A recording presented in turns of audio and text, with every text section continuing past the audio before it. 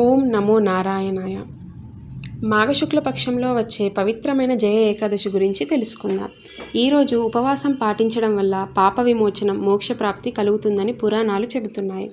హిందూ పురాణాల ప్రకారం మహాభారత ప్రఖ్యాతి చెందిన భీష్ముడికి స్వర్గలోకానికి ఏ రోజు బయలుదేరాలో నిర్ణయించుకునే అవకాశం ఇవ్వబడింది.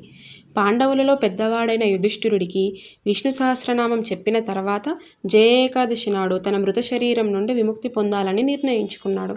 ఫలితంగా ఆ రోజును అతని గౌరవార్థం భీష్మ ఏకాదశి అని కూడా పిలుస్తారు. ఈ రోజు యొక్క ప్రాముఖ్యతను పాండవ యువరాజుకు వివరించినది శ్రీకృష్ణుడే.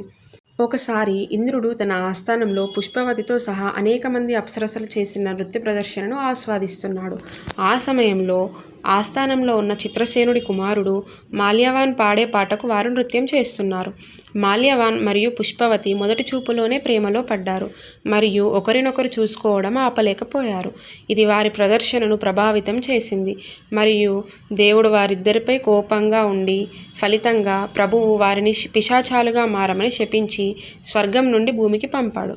వారు చుట్టూ లక్ష్యం లేకుండా తిరుగుతూ చివరకు జయ ఏకాదశి రోజున హిమాలయాలకు చేరుకున్నారు. శిఖరం వద్ద చాలా చలిగా ఉంది మరియు వారిద్దరూ నిద్రపోలేకపోయారు.